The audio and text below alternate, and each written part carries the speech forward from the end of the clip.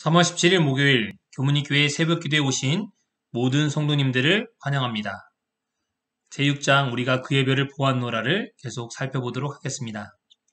오늘은 예수님을 영접한 동방 박사와 애굽으로 내려간 예수님의 가족들이라는 제목으로 함께 은혜를 나누고자 합니다.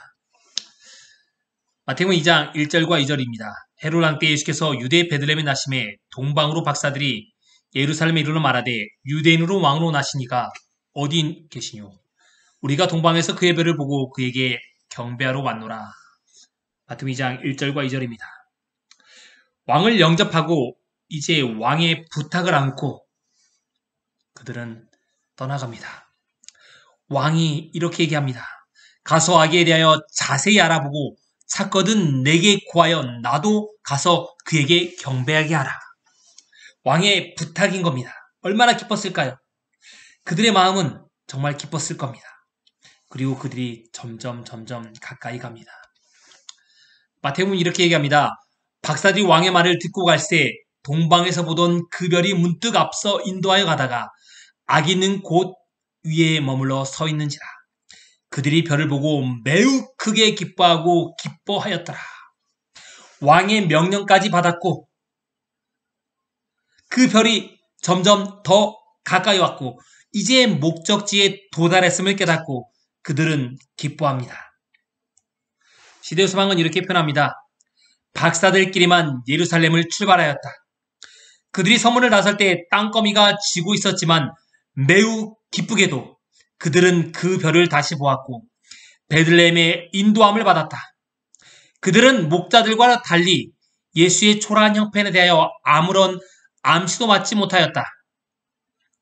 정말 기쁨으로 가득 찬 그들은 점점 확신을 잃어버렸다라고 기록합니다. 자신들과 같은 확신이 사람들이 없는 것을 보고 그들이 점점 좌절하게 된 것입니다. 기환 왕이 태어났는데 왕을 보호한 군의병도 없고 세상에 유명한 귀인도 없었고 유명한 정치가도 없었다는 것입니다. 예수님은 구유에 누워 계시고 교육받지 못한 그의 부모만이 유일한 수호자로 지키고 있었습니다. 이사야서 49장 6절에 있는 말씀입니다. 그가 이르시되 내가 나의 종이 되어 야곱의 지파들을 일으키며 이스라엘 중에 보존된 자를 돌아오게 할 것은 매우 쉬운 일이라. 내가 또 너를 이방의 빛으로 삼아 나의 구원을 베풀어서 땅끝까지 이르게 하리라. 이분이 그분이시라고 생각하고 그들은 곳에 들어갑니다. 그리고 이렇게 했다라고 기록합니다. 엎드려 아기께 경배하고 보배함을 열어 황금과 유황과 몰약을 예물로 드리니라. 초라한 외역 속의 신성의 임재를 기억했다는 것입니다. 그래서 그들은 예수님을 믿고 황금과 유황과 몰약을 드렸다는 겁니다. 얼마나 큰 믿음이 있었을까요? 정말 초라한 곳에 태어난 그분, 그렇지만 신성의 임재를 느끼고 그들은 믿음을 간직한 사람들이었습니다. 훗날 이방의 로마 백부장에게 얘기한 이스라엘 중에 아무에게도 이러만한 믿음을 보지 못하였다는 예수님의 고백과 같이 이스라엘 어느 곳에도 이만한 믿음을 보지 못한 신실한 이방인들이었습니다. 오늘 저와 이 말씀을 듣는 우리 성도님들이 이스라엘 백성이 아니지만 영적 이스라엘 백성으로서 이만한 믿음을 보지 못하였다라고 인정받는 모든 성도님들이 되시기 바랍니다. 박사들은 그러나 헤롯의 의중을 알지 못했습니다. 그렇지만 마태복음 2장 11절과 14절 이렇게 얘기합니다. 그들은 꿈에 헤롯에게 돌아가지 말라 지시하심을 받아 다른 길로 고국에 돌아가니라. 헤롯의 의술을 알지 못한 겁니다. 그리고 돌아가는 길에 하나님께서 헤롯에게 가지 말고 바로 고국으로 돌아가는 이야기를 듣습니다. 같은 방법으로 요셉도 이렇게 꿈의 이야기를 듣습니다. 그들이 떠난 후에 주의 사자가 요셉에게 현명하여 이르되 헤롯이 아기를 찾아 죽이려 하니 일어나 아기와 그의 어머니를 데리고 애굽으로 피하여 내가 내게 이르기까지 거기 있으라 하시니 요셉이 일어나 밤에 아기와 그의 어머니를 데리고 애굽으로 떠나갔다라고 표현합니다. 동방박사들이 헤롯에게 갔다면 예수님이 이때 살아남기 힘드셨을 겁니다. 그러나 천사들을 통하여 하나님께서 그들을 고국으로 바로 돌아가게 하시고 천사들을 통하여 요셉에게 현몽하여서 요셉과 마리아가 밤에 긴급하게 떠날 수 있다라고 얘기합니다. 위기는 기회입니다.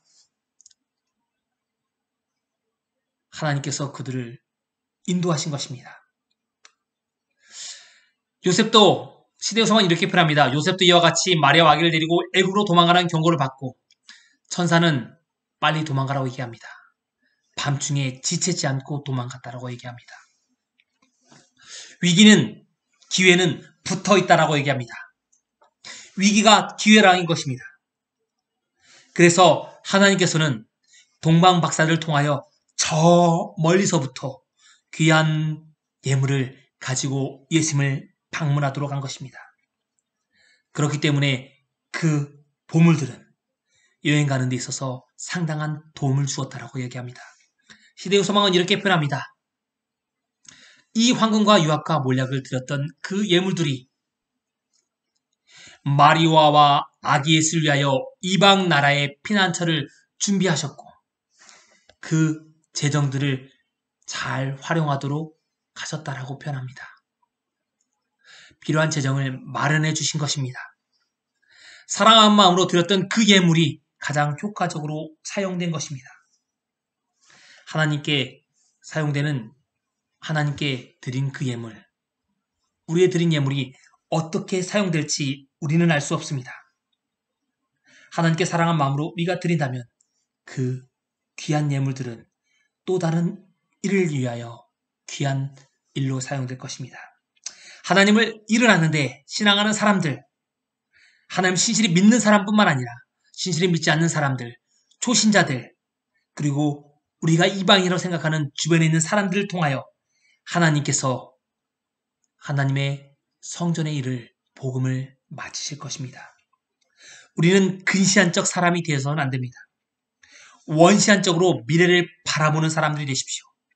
교문입교에 부족한 것들은 하나님께서 하나님의 성도들을 통하여 초신자들을 통하여 또는 이방 사람들을 통하여 가득 채우게 될 것이라고 확신합니다. 오늘 하루도 교문입교회 모든 성도님들께서 원시안적으로 하루를 바라보시면서 하나님께 감사하시는 하루 되시기를 주님의 이름으로 축원합니다. 오늘 기도 제목을 말씀드리겠습니다. 오늘은 교회 환우들과 코로나19로 격리 중에 있는 가정들을 위해서 기도해 주시기 바랍니다. 그리고 특별히 원로 여집사님들 이강진, 이일자, 이난숙, 이상분, 이연초 집사님을 위해서 기도해 주시기 바랍니다. 그리고 장로회를 위해서 기도해 주시기 바랍니다. 네 번째는 개인의 기도 제목을 위해서 음악이 마칠 때까지 함께 기도하는 시간을 갖도록 하겠습니다.